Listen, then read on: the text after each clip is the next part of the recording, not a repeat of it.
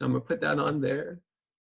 And so what we're looking for with your nuclear equations is we should start off with both our mass numbers and our atomic numbers, right? And so remember that for your nuclear equations, when you want things to balance out, we want our mass numbers. Choose a different color. We want our mass numbers and our atomic numbers to be equal. So I'm going to flip this down.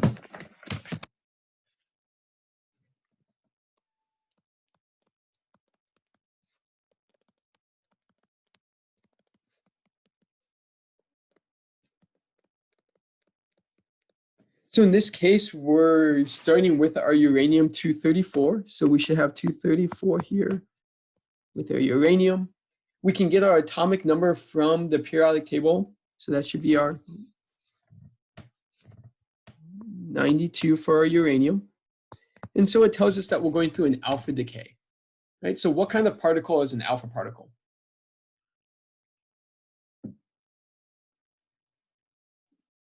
What information do you guys know about an alpha particle? It's emitting a helium atom. It's the same as a helium atom. So you can have that as 4-2 either as the alpha sign. Oh, that's not the alpha sign. Or you can have it as a helium, either one. Right? That part's fine. We do know that it's a 4 for its mass number, a 2 for its atomic number. And so since this is a decay, that means that we're emitting it. And so then we can put in our daughter isotope. So this should be 230. This should be 90. And this way our mass numbers are balanced, 234 on both sides. Our atomic numbers are balanced, 92 on both sides. And so now we can look, and that should be our thorium. So the important part to remember that as you go through these is make sure that you match your atomic numbers with your atomic symbols. Right? All of those should match up. And then we should just be balancing our mass numbers and our atomic numbers. What do we call the uranium in this case? What's the name of the uranium? If this is our decay particle, and this is our daughter isotope, what is the uranium? Isotope. So it's an isotope, but what kind of isotope? The parent isotope. The parent. So those are just some key words that you want to pay attention to when you do your nuclear chemistry, because when you might be filling it in, it might ask you questions about what is the daughter isotope in this reaction, or predict the parent. And so it gives you an idea about which direction you need to be going through things, right? And so just remember that the parent is whatever you're starting with before the decay. It's not always the larger one.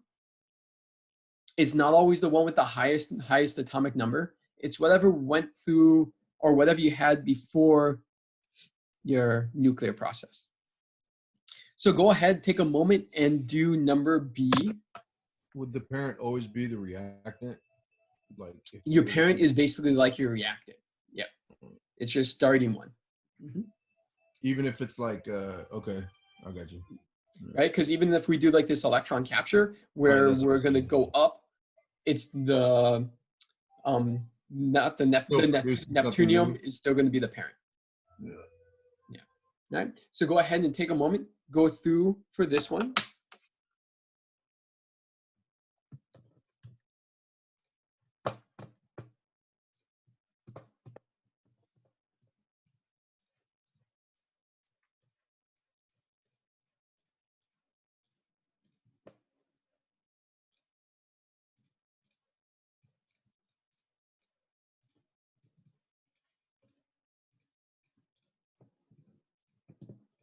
And then when you get your answer, I'm going to put something in chat so that way you guys can answer that and we can see if we're on the same page. So I'm going to pose an additional question in the chat. And so you can see kind of like what this would look like. So you would have to write out your nuclear equation, and then I might ask you questions about your nuclear equation, since I won't have you guys take pictures of them and scan them all in through your guys' quiz or your exam on Canvas.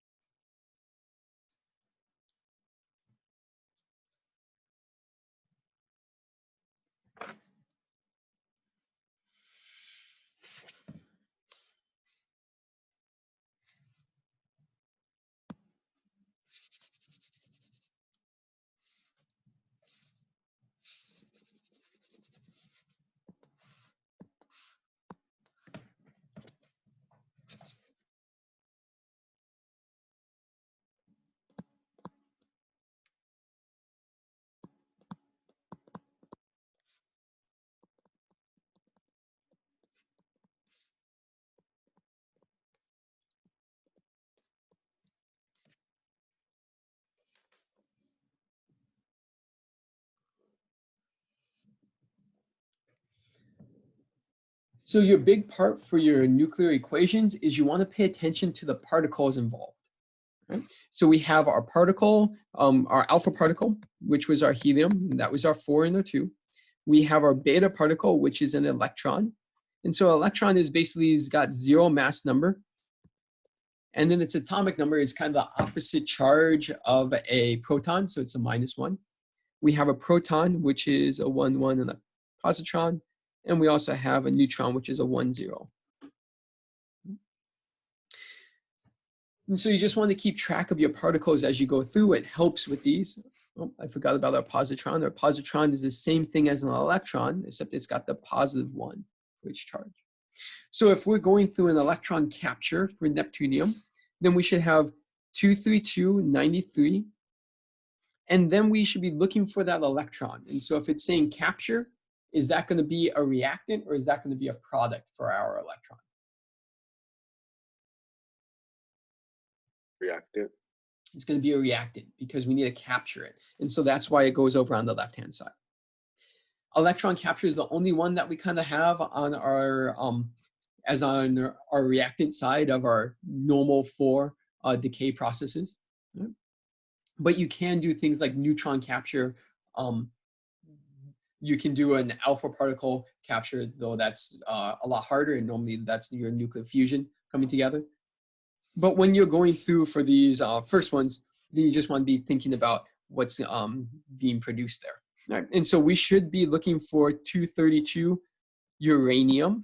And so our atomic number should be our 92.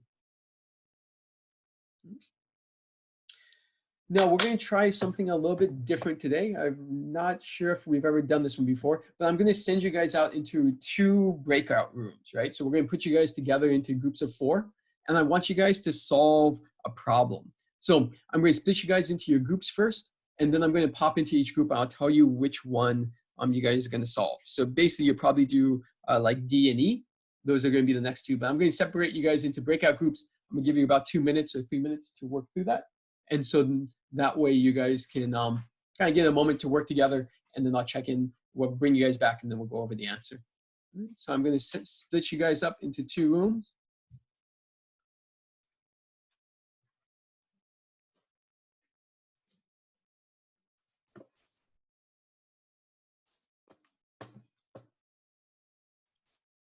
We went over 2 answers, right? We went over our G and our H. Those were our 2 equations. So does someone want to tell me what the parent isotope should be for G? Someone that did Americanium. What should our answer look like for our G? 241 and 94 Pu, plutonium. Right, so this should be 241 and our 94. Right? And that is going to be our plutonium. Very good. Right? And so mass numbers are balanced, our atomic charge is balanced, so that works out well. Right? What about our parent for our bismuth decay? What should that one look like? For bismuth, the parent isotope should be the mass number is 207, the atomic number is 85, which is the element acetine. And so 85 is going to be acetine. Acetine. Acetine, acetine. I've heard both. It doesn't really matter, to be honest. But that's good. And so that's our nuclear equations. Now, our nuclear equations are an important part, and it would be more like what your intro class is kind of like focusing on, right? So we do want to make sure we can write those out and we understand those. And we should know how to name those processes, which is kind of what you guys would do on part 2. We're not going to do part 2 right now because I think it's pretty much the same as what we've done before. The only difference now is it's kind of like a fill in the blank. And so now you kind of have to like deduce things a little bit. So in this case, I have to look at, well, what's missing is we have a 0 here, 1. And so that must be an E. And so that's going to be a positron. So find your missing particle first. And then once you have your missing particle, then you can go ahead and name your decay process. As a little hint, this second one is definitely going to be an alpha decay because we're making an alpha particle and we're ejecting it, but we should still be able to figure out what the daughter isotope is as well. So I feel like 2 and section 1, they're very similar with each other. So I'm not going to go over too many more unless someone has a question on it and would like to see another one. I actually wanted to see another one, please. Okay. So what you're looking for here is fill in your blank first. So if we're looking at B and we're trying to find this alpha particle decay process, you want to go through and you want to figure out what your daughter is. So our daughter is going to be, our mass number has to be balanced. So we should have 226. And we're getting that by doing the 230 minus 4. We have to balance our atomic numbers as well. So we have 90 is equal to 2 plus x. So our x should be 88. And so that's going to be our 88. And that gives us the symbol of radium. And so that's how you figure out what you're missing. Then when we look at this, we have our 4 types of decay. We have electron capture, we have alpha decay, beta decay, and then positron emission. Right? And so those are the big 4 that we're looking for. So in this case, we have a particle, we have an alpha particle is being released. And so this is going to be an alpha decay. On our top one, we had a positron, and it was being released, so that would be our positron emission. And so that's how you kind of go through and you look at it. So complete your equation first, and then look for the particle that's involved with the radiation. Okay, thank you. No problem. Now, for our next section, we're going to get into half-life equations and solving for those half-lives. Now, I know that we didn't finish our pretty much the video for the lecture just uploaded this morning. And so I'm going to go over a little bit of that right now. And then we'll go over, so that way you guys get a little bit of the background, and then we'll do the practice problem. Now,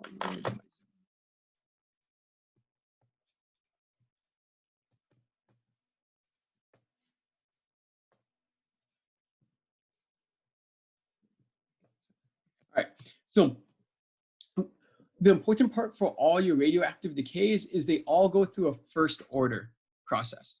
And so you're going to use the same equation that you pretty much would use for your first order kinetics. And so that's why we're not going to add it on to your equation sheet for your nuclear one. It's pretty much the same thing as your first order kinetics. Your half-life is your ln2 divided by your rate constant, or in this case, this k becomes your decay constant.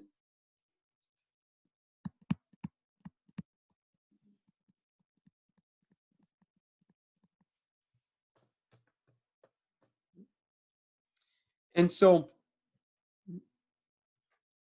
what this adjusts to is that instead of the AT over A naught, we really have this NT over N naught.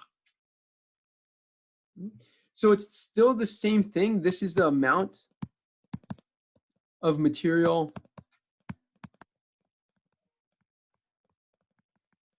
after time t. And this is our amount of material at the start. The only difference is that instead of being in terms of like a concentration like we were using before, or a pressure, you can do that with your number of nuclei, right? So you can do that in grams, you can do that in moles, anything like that. Now, your book has changed that T or that K to something different. It looks like this, that lambda sign. That's still the decay constant. It still stands for K. It still does all of the same things. Just for whatever reason, nuclear chemists decided that when they were first going through this process, this was the terminology that they kind of kept, and what they've used to explain their whole process, right? So when they first were doing these radioactive decays, they said that, oh, you can find a constant. They happened to use lambda. Later on, when other people were doing their first order kinetics, on the other side, they used K, and then at some point they realized that they were actually the same process, but it was already too established in one field as lambda and too established in the other field as K. And so they haven't joined those two, but they all mean the same thing. It's all our kind of rate of our reaction. Okay. So if we go back to our question now,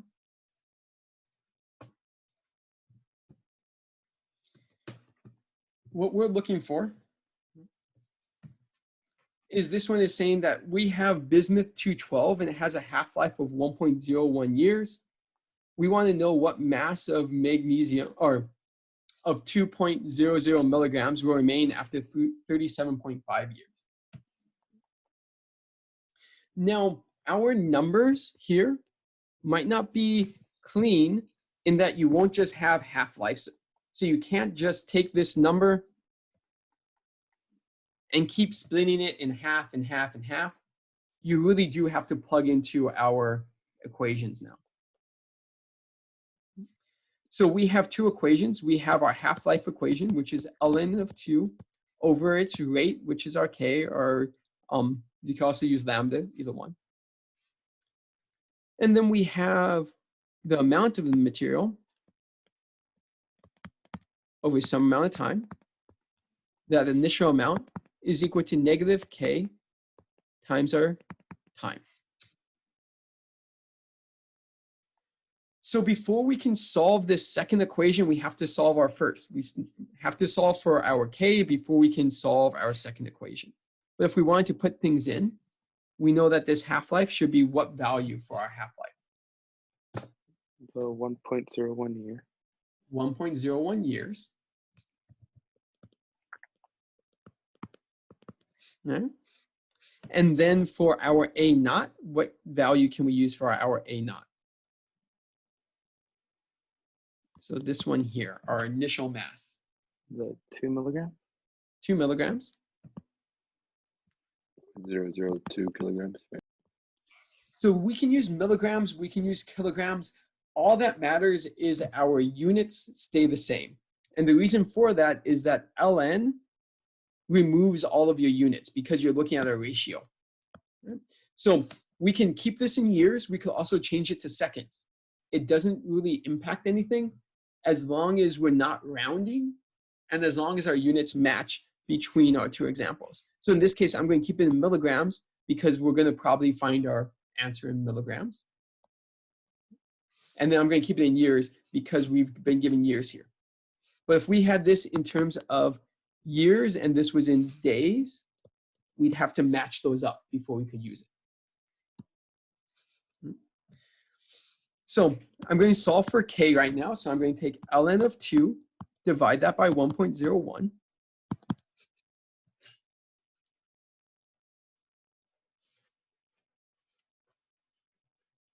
This becomes 0.68628. And then I can plug that in for my k. So I need to update this side here.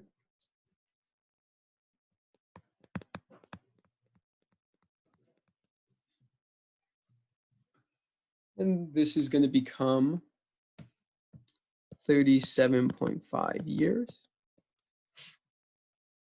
And now we're looking for our 2.00 milligrams. So I'm going to condense those first. So 37.5 times this, and this becomes ln of our amount left over 2.00 milligrams is equal to negative 25.73566. I'm going to get rid of my natural log. So that becomes AT over 2.00 milligrams is equal to 6.6549 times 10 to the negative 12. And then I just need to multiply that by 2. And that will give us how much material is left over, which is 1.331 times 10 to the minus 11 milligrams. Does anyone have any questions on that part?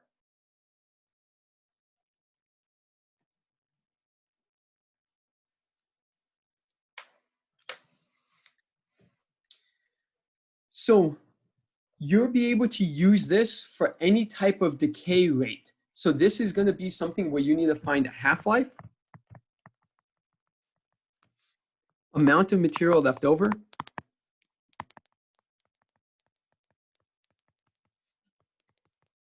time passed, amount of initial material, all of those are going to use this same equation. Does anyone have any questions on that part?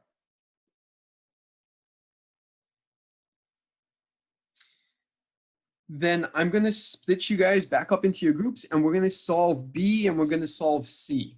All right. So if you're in my first group, so that means that you've been doing the americium, you did the sodium one, you're going to be in B. Right? If you're in my second group, then I'm going to have you guys solve for C. And when you're done, come join me in the main session. I'm going to join one of your groups to kind of help you guys work through it. And then I'll check in on the other group first. Right?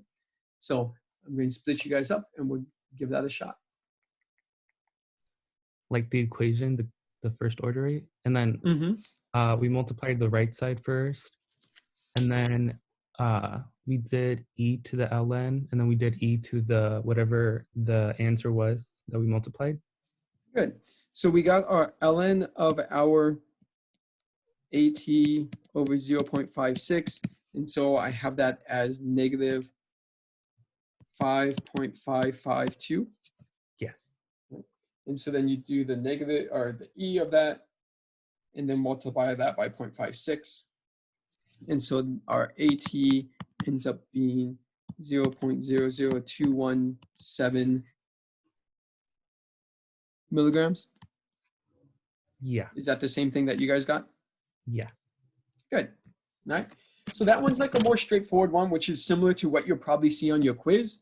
We're going to talk about this next one up here and how we talk about our isotopes, because it involves a little bit more. So read through your question for B closely, and then we're going to go over a little bit more about how what that looks like. So when we're reading through for B, it says that our rock contains 270 micrograms of uranium-238, right? And then it gives us its half-life. And then we have 110 micrograms of lead-206. And it says, assume that all of that lead comes from the decay of uranium-238, estimate the rock age. Right? So we know that uranium is our parent and the lead is our daughter. And so when we're going through this, we can start to write out what information we know.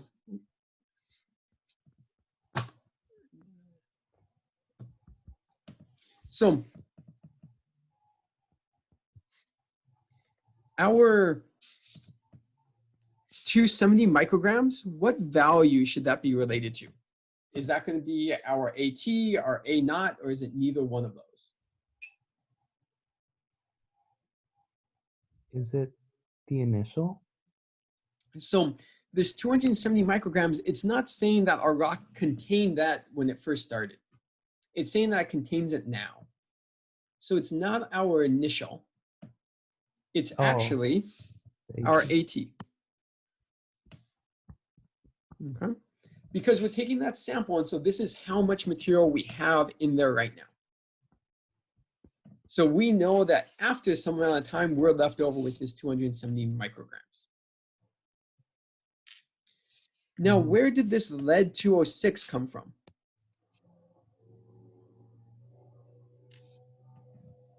From the rock? From the decay, right? So it's decay of U-238 is breaking down into lead-206. So if we have 110 micrograms of our lead, we want to turn that into how much U-38 that should have been.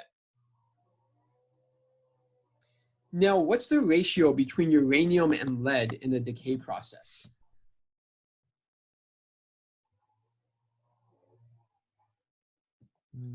In terms of nuclei, are they the same amount?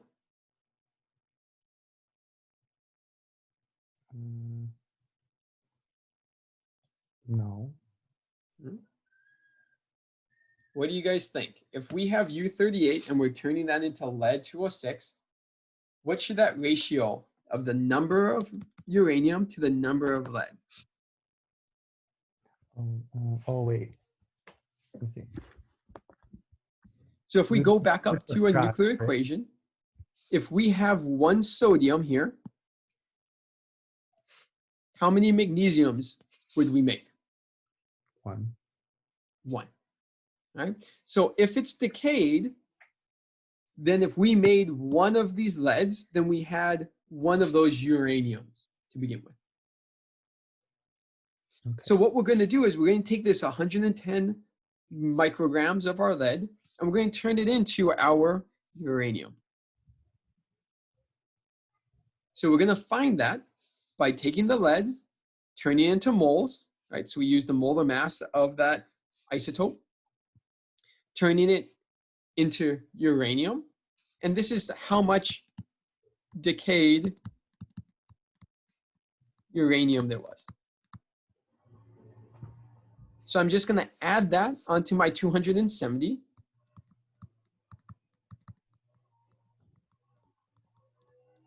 And that's going to give me my initial amount. And so that's where this 397.09 came from. So that's where this value came from here, is by us adding up our decayed uranium. Oh, that's not good. So that's us adding our decayed uranium with our leftover. Does anyone have any questions about how we set that up? I know that was significantly harder than the other one. Wait, so after we find the, like what we were left with the uranium, what did we do with the 27 micrograms? So this 127, this number here, 127. yeah. So this number here, what I did was I added it to the amount that's left over, the 270. And so I plugged that in for our A naught. Oh, okay. So once I have that, then I can solve for it here. And so my answer is going to be this 2.51 times 10 to the 9 years. Oh, okay. And the reason why we added it is because that's the initial, right? The reason why we added it is that this was our final, right? Our So this is final. how much we have at the end. And so we have to add in how much had decayed. So we need to get the initial. Oh, okay. Okay. Thank you. Any questions on that part? No? This one is a harder one. It's unlikely that a question like that would show up on your quiz, but it's likely that it would show up on your exam, right? So think about that as you're practicing these. There's a couple more after that, so you can practice your rates a little bit more as well. Right? What I would say is just think about your A naught and your AT. They can be described in unique ways. So in this case here for D, we're saying that we've dropped to 1/16 of our initial. So that means that if this was 1, this would now be 1/16. It doesn't matter what value we had of them, right? If we said that this was 16 and this is 1, that ratio will still end up being the same. Right? So you can use that to kind of work through and solve your half-life. The other part is make sure that you pay attention to your times and make sure that you align them. So like in this case, when this one was year and this one was days, making sure that we align them. And so you have that as you guys go through. Does anyone have any questions on that part? No. I'll still put up an answer key for this. So once you've tried it, then you guys will still be able to check your answers, right? And so we have that. But the last one that I want to make sure that we do is I do want us to go through this mass defect calculation. Now, mass defect is kind of how we get all of our power in our nuclear reactions. So we're going to go through this part.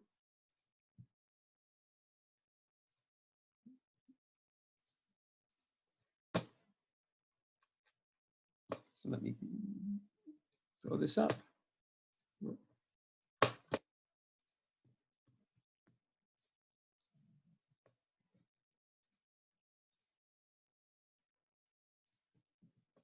All right, can you guys see the PowerPoint? Yeah. Okay. So whether you're going through fusion or fission, right? Either type of nuclear reaction, they both kind of get their energy from the same way, right? So a fission process is when we take a nucleus and we split it into two smaller nuclei. A fusion, we take the smaller nuclei, we combine them to form a larger one. But in both of those cases, we get a lot of energy because some amount of that mass gets converted over into energy. And the reason why is inside your nucleus, there's these strong forces that hold the nuclei together, right? So these are the forces that kind of overcome the proton-proton repulsion. And so whatever products we make, they're always going to be a little bit lighter than the components of what we put in. So this uranium-235, when it picks up that one neutron, is a little bit heavier than all of these put together. And so that's where that energy comes from. And so that energy is called the mass defect. So we can kind of coordinate how much energy that is by looking at all of our reactants versus our products and looking at that change in that mass loss.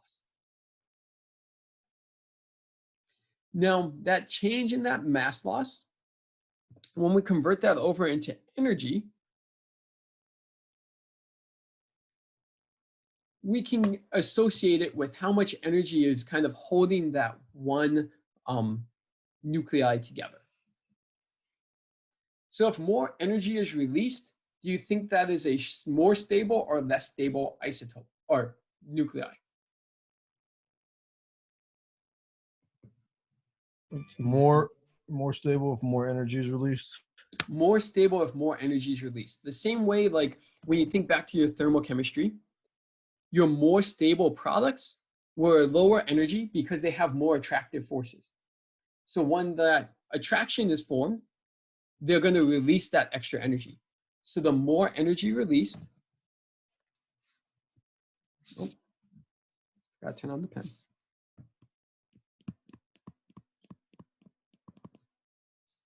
Then the more stable the nuclei. The only difference is that we will scale this based on how many nucleons we have in there. So we do need to take that more energy and we need to divide it by the number of nucleons to kind of account for the fact that a larger nucleus generally produces more energy because it's got way more particles in there. That doesn't necessarily account that for that same ratio, right? That the balance wouldn't be there. So we're going to try to do that with our example here.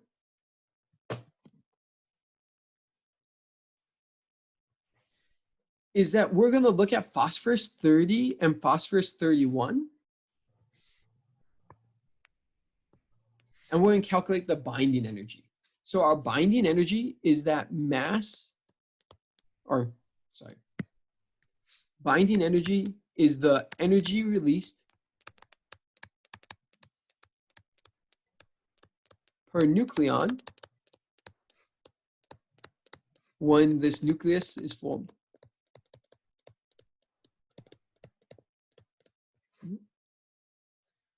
So if we look at phosphorus 30, what particles do we have inside of phosphorus 30? We have neutrons and protons. We have neutrons and protons, and so how many neutrons do we have?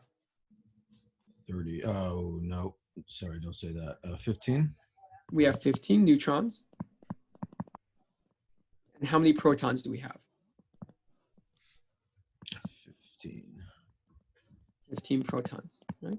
And so we can find this because our protons should give us our atomic number. The 30 gives us our mass number. And so we have it like this. Now, if they've given us the mass of just this particle, is this just the nucleus or is this the atom of phosphorus? only the atom, right? It's the atom. And so if this is the atom of our phosphorus, what else should be in there?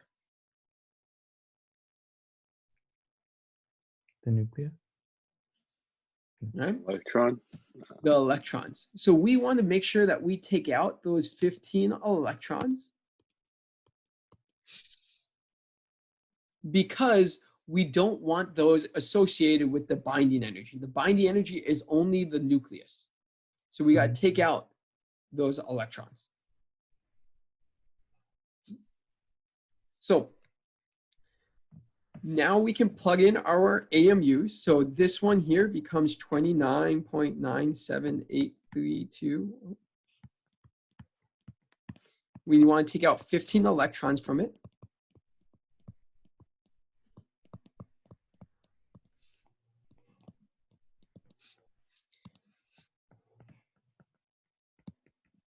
And then on this side, we can have our 15 neutrons.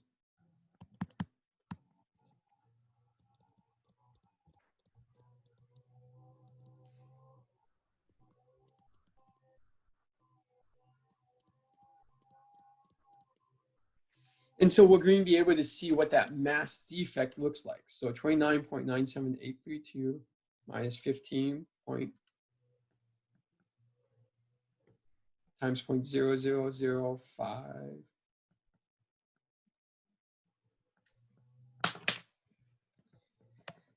And so what mass do you guys get for this first section over here? For us removing the electrons from that phosphorus?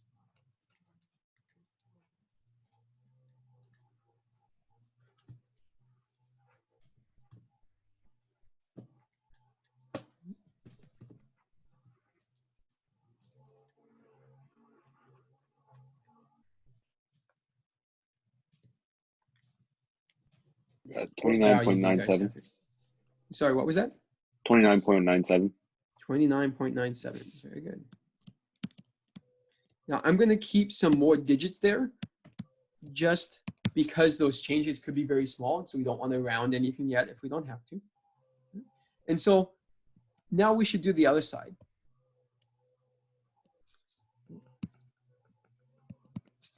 We have 15 times 1.00866 plus 15 times 1.00728.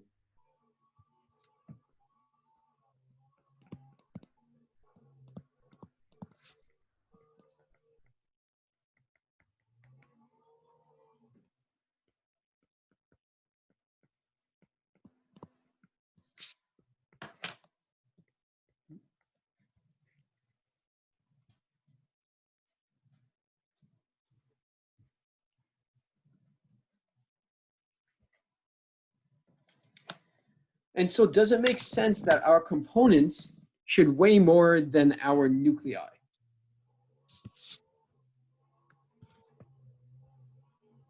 No. Is that what we're looking for our mass defect? Is that the components weighed more than our nucleus?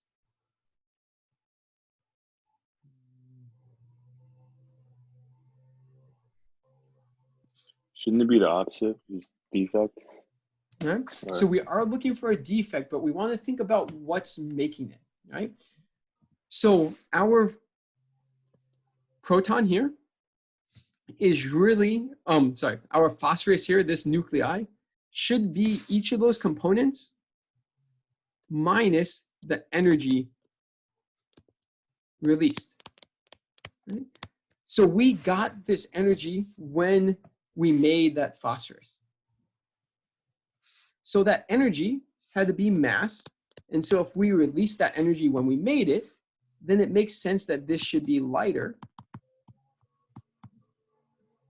than its pieces because we've lost this mass, because we released that energy when we made that nucleus.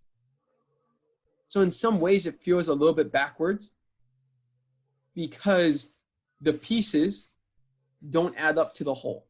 And that's because there's this energy loss.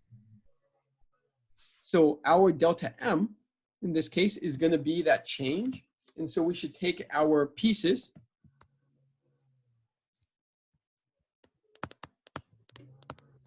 and subtract the 29.97.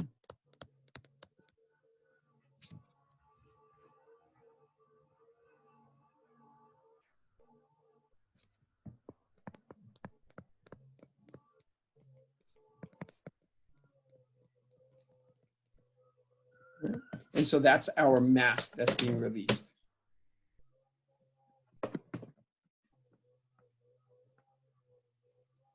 Now, in our first slide on nuclear reaction, we kind of had a picture that kind of sums this up a little bit. We talked about mass defect.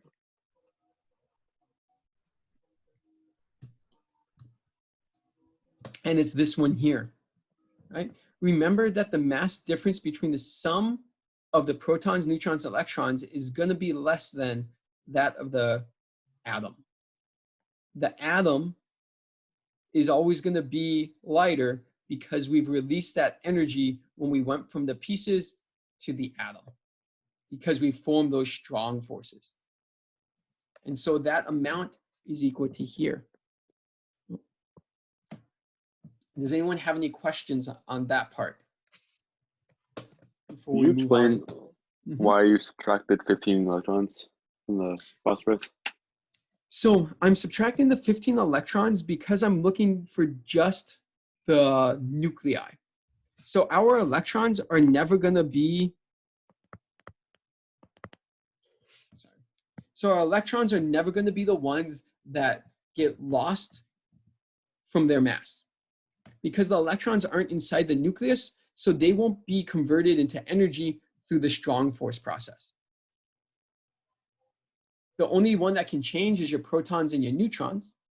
And so that's why we subtracted the 15 electrons here, is because this one is an atomic mass. So that's the mass of the whole atom. And so we knew that that couldn't be the electrons, so we have to take out those electrons first. So that's why this number shrinks, is because it can't be our electrons, so we got to take that part out first. Does that kind of answer your question? Yeah. Yeah. So if they tell you that this is the mass of just the nucleus, then you don't have to do the electron side of things. If they say that it's the atom, or if they don't specify, then you want to assume that's the mass of the whole atom, and so then you want to remove the electrons from it.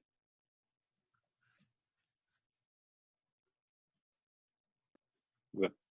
Okay, so we have this one, and so what we want to do is we want to convert that over into our energy. So we need to move this from AMUs into something else. So right now we have a change of 0.269009 AMU. And so we can convert that over into our kilograms, right?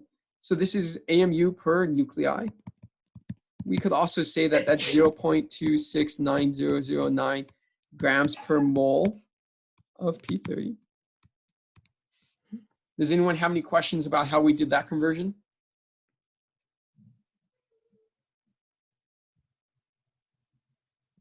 You use Avogadro's number, right? Or So this conversion here is just that, in the same way that 12.00 AMU of carbon is 12 grams of carbon for 1 mole. oh, okay. We just use that to get us into grams per mole if we wanted to. Mm-hmm. You can also go from AMU directly to kilograms. There's a conversion in your book that tells you the value of that one, and I'll add that to your equation sheet. So you can also go directly from there right into kilograms if you wanted to. So this 0.269009 grams per mole, I want to get that into kilograms. And the reason why is 1 joule.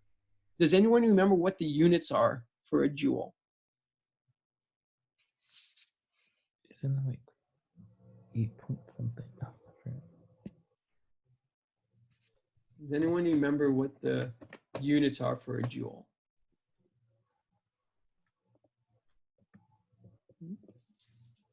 Kilograms per meters over seconds squared. So meter squared, second squared. So it's the amount of energy to move 1 kilogram a meter squared per second squared, right? So I'm going to move this over into kilograms.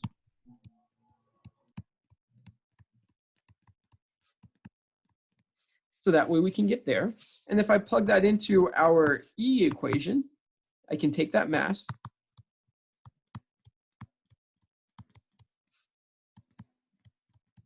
I can use our speed of light, 2.998 times 10 to the 8 meters per second squared. And that's the E equals mc squared. And so I can find that energy per mole. So that 0.0026909 kilograms times 2.998 times 10 to the 8. And we get 2.418 times 10 to the 14 joules per mole.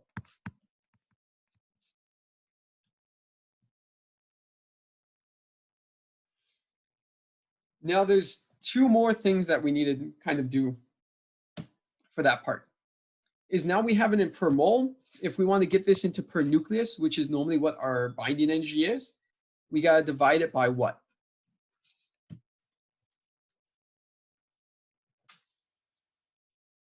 Six 6.022 times 10 to the 26. Very good. So that becomes 4.015 times,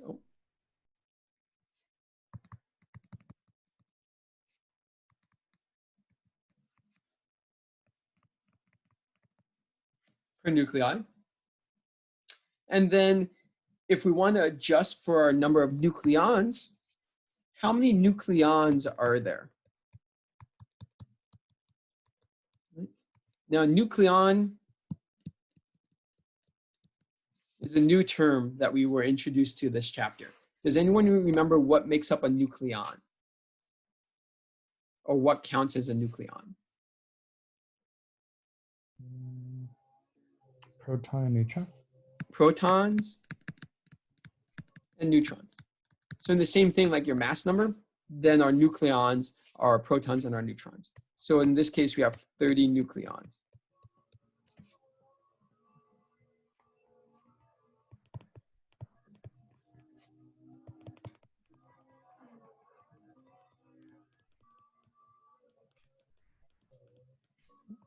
And so now we have our binding energy for one. So you can go through and you can do that same thing, but for P31. So you would use a different mass, and then we would have a different number of protons and neutrons.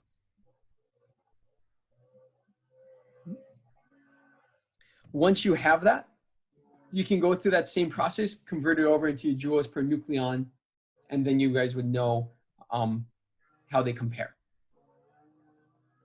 Does anyone have any questions on that part?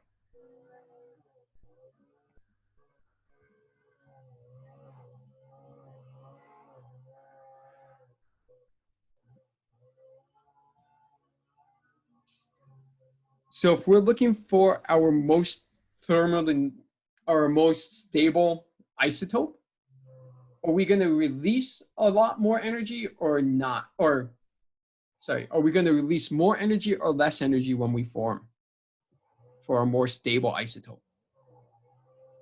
More energy. We should release more energy. And so if we release more energy, do we have a higher binding energy or a lower binding energy? Higher. Higher, right? And so that's how you guys can answer that at the end. And so that's pretty much what you need to do for chapter 19. Is most of it is you have your nuclear equations and then you guys have your rates. And then the next part about that is just your binding energies as you look through that part.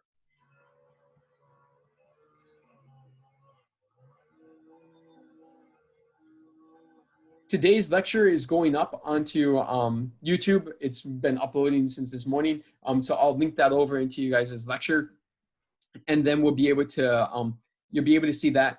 Most of today's lecture covers the rate stuff. So if you were struggling with that, then you have that. The other part is it talks a little bit about the different uses of radiation. So we talk about like how we use it in medical, how you guys produce energy from it, things like that.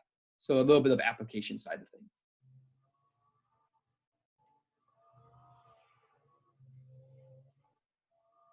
Okay.